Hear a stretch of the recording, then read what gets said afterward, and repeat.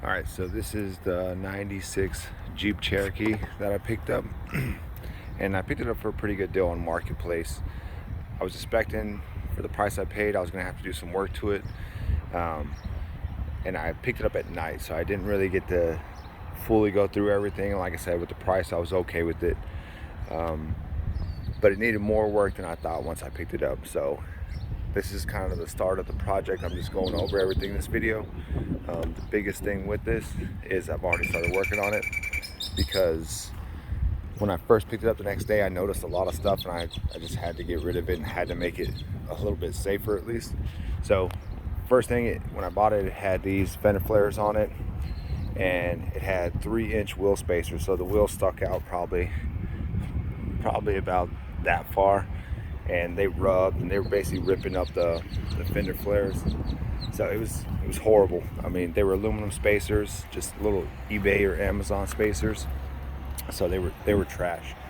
So I took those off, took the spacers off, and the next thing was the lift. It was lifted about 3.5 inches, and here's how it was lifted. So it had a spring that was painted, then it had the rubber lift that sits on top. That's standard. A lot of people do those for like 2-inch lift or whatever. And then to get more lift out of it, they added steel spacers. So driving this thing, it rode like pretty much like a shopping cart is like the easiest way to describe it. Just a horrible I don't know why they did it. And the guy was relatively young that I picked it up from, so I'm assuming he went the cheapest route he could, which was making it like that. So the first thing I did order for this was a rough country lift, and it's just a 3-inch lift, but I ordered everything with the control arms and all that. So as you can see, if you peek under, it has the lower control arms, and then the springs. And then the next thing, it had one sway bar link in. The bushings were shot. There's basically nothing there. So put new sway bar end links in, and then also the bushings. So those are the moved ones. But so that fixed the ride a lot. So that was the start of everything, I guess you could say. That got it tracking down the road right. It didn't ride like a damn shopping cart anymore. But it still needs more work, which is why I started this video. I should have started it when I initially took everything off, like the Fender Flares, and then removed these and did the lift. But it was frustrating. I had to soak everything with PB Blaster, let it sit just to get everything apart. But that's a little better view. So there's the front installed. I haven't done the back yet, so I'll show you the back real fast. I do have the full leaf springs to replace, but so if you can see, the leaf spring is pretty much, it's trash too. It's bowing in, and to lift the back, they just did a block, which is not too uncommon, but when your leaf springs are already shot, it doesn't help to do it like that. But like I said, I don't know, I'm not sure how much or how long they had it lifted like that. Another thing they did on here was they had a straight pipe. So I mean, it was super loud, super annoying, and we travel a lot, live in a campground, typically bounce around a lot, so I had to put a muffler on to quiet it down if I'm gonna drive it. And one of the primary purposes of buying this was so my daughter had a vehicle to drive. She's learning how to drive, about to get her license, and couldn't have her driving it with that kind of lift on it, spacers, aluminum spacers, and you know, all that stuff. So future plans for this, basically cleaning it up. So we are going to put 31s on it. I don't mind the wheels, they're Vision wheels, but we'll probably do 31s, and then because the fenders are already kind of messed up, we'll go ahead and we'll cut them to help fit 31s, but this is as high as it's going to go. Like I said, basically it's a toy for me, and it's a car for my daughter to learn how to drive a little more on the street and stuff like that. So once she turns 16, she'll get something like a Civic or a Prius, but this is just to get her going and learn the basics. But like I said, moving forward, We are going to use 31s. We're going to cut the fenders. It's still got the Y steering on it, so that's definitely going to be replaced. I've had a couple Jeeps, and I do like the over the knuckle steering, so we'll probably go with something like that. Either Iron Rock, RK Fab, one of those two, Cat Fab, doesn't matter. They're pretty much all the same as far as how they're built. And then we'll also do a track bar, and I'll do a track bar with the bracket due to the fact that you can see they painted over that stuff, but that bracket's got some rust on it and stuff. I feel like it would just be better to go ahead and replace that, the track bar and the bracket. So that one is definitely going to be Iron Rock off-road, just because I've ran their track bars a couple times. I know they're good, they always work good, and I've never had any issues with them. Once I just picked up another grinder, so I don't know if you can see, but see how the shock is compressed so much? The reason for that is because they did was they welded blocks on here, so not too big of a deal. I'll just have to cut the block out, cut the blocks out, and then the shock will be back to like factory. And these are the rough country shocks. Like I said, I got a full kit, so as you can see, there's a lot of wires too, so for nothing. They have some lights on here, but they did, all the wiring is ran underneath. It's kind of just hanging around. Some of it's tore up already. But for the good, the body is not too bad.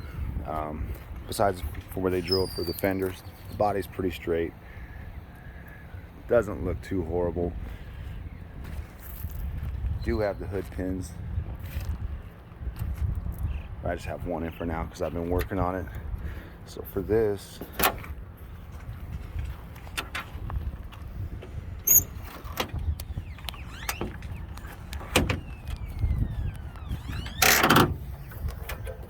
get the hood up and then alright, so for the engine, you can see they painted everything red. And the way they did it was basically they put a different motor in it, because I'm guessing the other one had issues, but they just painted everything. So fans red, everything's red, power steering pump is red. Does have a rough country intake, don't really care too much for it, but it works. But when I first got it, it also had like a nasty hesitation and a sputter. So first thing I checked was the distributor cap, and turns out when they put the motor in, you have the little tab that sits over the distributor that basically holds it down.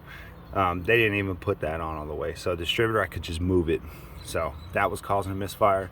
I don't know how long they drove it like that, but I pulled all the plugs out and they were all trash. So I did plugs, wires, cap, rotor, and also ignition coil, just to give it a little refresh. And now it starts up, runs a lot better.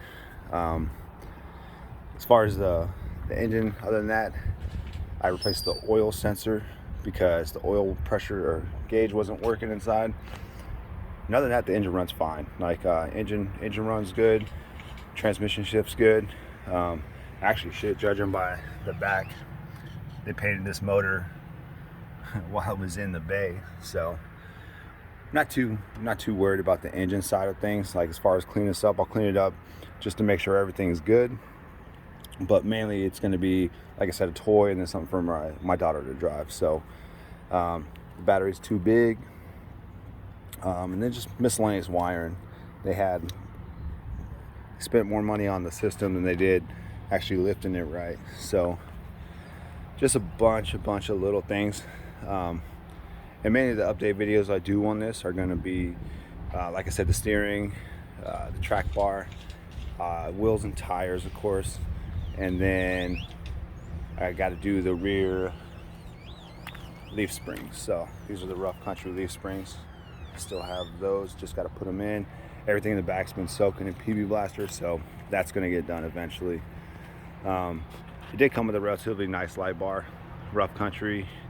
The way they wired it, of course, it's like many other things on this thing. Just kind of shove the wires in and tape. I don't know. So mainly just a lot of small projects. Interior, not too bad.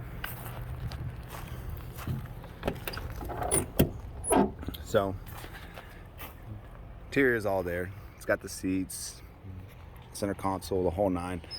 I did have to pull the ignition switch off because this needs to be replaced. So basically when these are hooked up, they had a problem with the battery draining. That's because the inside piece is actually worn out in here. And what happens is you turn off your key and this doesn't turn all the way, so it leaves power on, drains your battery. Pretty simple. It's really simple to fix. I do have the cover for everything, so that is going to get fixed as well. And then for the engine, I think the other thing I'm going to do is the TPS. I'm going to try to find a Mopar one, swap that one out. Yeah, other than that, I mean, the interior is all there. It's all good. Not too bad.